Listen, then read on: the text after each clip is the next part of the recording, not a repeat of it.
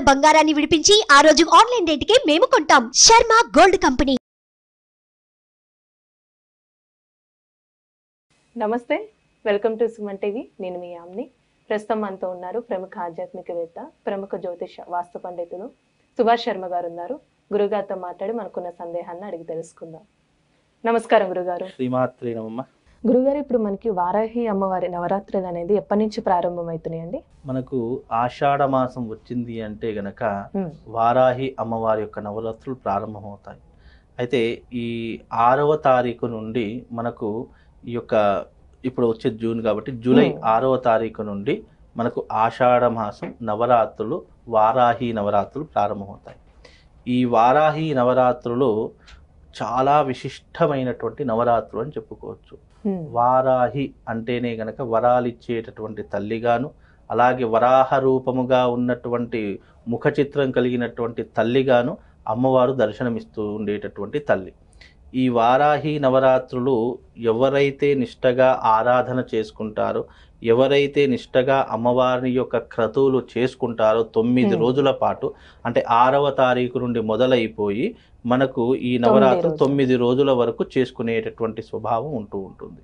అయితే ఈ యొక్క వారాహి నవరాత్రులు అనేటటువంటివి పరమ పవిత్రమైనటువంటి రోజులుగా భావన చేసుకుంటాం. మనకు ఈ ఆశ్వేజ మాసంలో వచ్చే అమ్మవారి యొక్క నవరాత్రులు ఎంతనైతే మనము ప్రత్యేకంగా చేసుకుంటామో, అలాగే ఈ అమ్మవారి యొక్క వారాహి నవరాత్రులు కూడా ఆషాఢ మాసంలో అలాగే చేసుకుంటాం. అంటే ఈ నవరాత్రుల్ని గుప్త నవరాత్రులు అంటారు కదా? గుప్త నవరాత్రులు అంటాం, అంటే రహస్యంగా చేసుకునే నవరాత్రులు. అంటే మన ఈ మంత్రాలు ఇవన్నీ బయటకి చదవచ్చు అంటారా?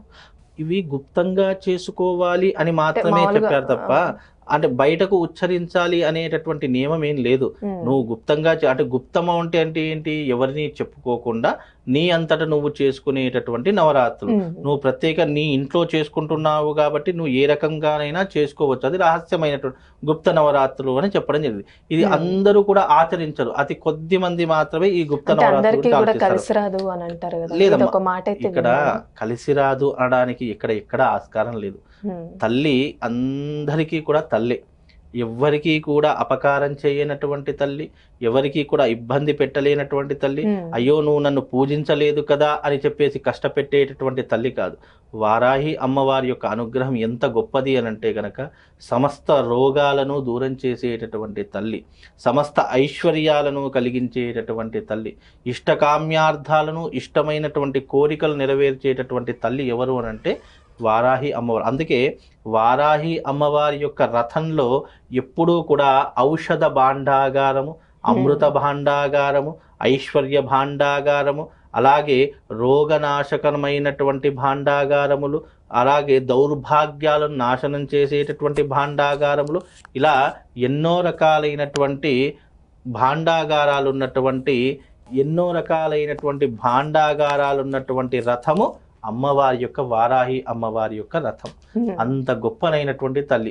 నవరాత్రులు వచ్చాయి అంటే ఆ అమ్మవారు ఆ రథాన్నెక్కి సమస్త భూమండలాన్ని అంతటినీ కూడా చుట్టి వచ్చేటటువంటి తల్లి వారాహి అమ్మవారు. అందుకే ఎవరెవరి ఇంట్లోనైతే వారాహి అమ్మవారి యొక్క నవరాత్రులు ఉత్సవాలు జరుగుతున్నాయో ఆ ఇంట్లో వాళ్ళకి ఏమి లోటు ఉంది, అంటే అడగక ముందే కోరికలు తీర్చేటటువంటి తల్లి వారాహి అమ్మవారు. కాబట్టి ఆ సమయంలో ఎవరి ఇంటి యందు ఏ ప్రాబ్లం ఉందో, ఏ రకమైనటువంటి ఇబ్బందికరంగా ఉందో ఆ రకమైనటువంటి ఇబ్బందులను తొలగించి ఐశ్వర్యం కావాల్సినటువంటి వారికి ఐశ్వర్యము, ఆరోగ్యం కావాల్సినటువంటి వారికి ఆరోగ్యము, ఇంట్లో ఏదైనా గొడవలున్నాయి, ఇబ్బందులున్నాయి అంటే అవన్నీ తొలగించేటటువంటి రూపకంగాను ఆ తల్లి అనుగ్రహించేటటువంటి గొప్పనైనటువంటి దివ్యమంగళ స్వరూపము వారాహి అమ్మవారి యొక్క రూపమే. నియమాలంటూ ఏ విధంగా ఉంటాయి? ప్రత్యేకంగా వారాహి అమ్మవారి యొక్క నియమాలంటూ ఏమీ లేవు. ఉపవాస దీక్ష ఉండడము, అలాగే నియమంగా ఉండడము,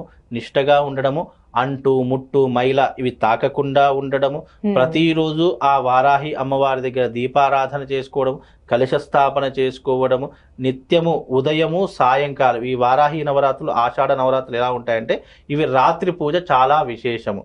మనము ఈ రాత్రి పూజలలో చేసుకునేటటువంటి విషయాలలో గనక వారాహి అమ్మవారు ప్రప్రథమంగా ఉండేటటువంటి తల్లిగా భావన చేసుకో. ఉదయకాల పూజ కంటే రాత్రి పూజ అమ్మవారికి పరమ పవిత్రమైనటువంటిది, ఎంతో ఉత్కృష్టమైనటువంటి పూజగా భావన అంటే చేసుకుంటారు. ఏ సమయంలో చేస్తారండి పూజలన్నీ? వారాహి అమ్మవారి యొక్క నవరాత్రులు అనేటటువంటి 6వ తారీఖు నుండి ప్రారంభమవుతున్నాయి. అది కూడా చూడండి 6వ తారీఖు శనివారం నుండి ప్రారంభమవుతున్నాయి. శనివారం రోజు నుంచి ప్రారంభమవుతున్నాయి కాబట్టి ఎవరైతే ఈ వారాహి అమ్మవారి యొక్క నవరాత్రులు ప్రారంభం చేసుకుంటారో శని దోషాలు తొలగిపోతాయి. అలాగే రావాల్సినటువంటి డబ్బులు రావడము, ఇవ్వవలసినటువంటి అప్పులు ఏదైనా ఉంటే తిరిగి తీర్చేయడము, ఇలా ఎన్నో రకాలైనటువంటి ప్రయోజనాలు కలిగినటువంటిదే ఈ వారాహి నవరాత్రి ఉత్సవాలు. అందులో ఈ వారాహి అమ్మవారికి నియమనిష్టలంటూ కొన్ని ఉంటూ ఉంటాయి.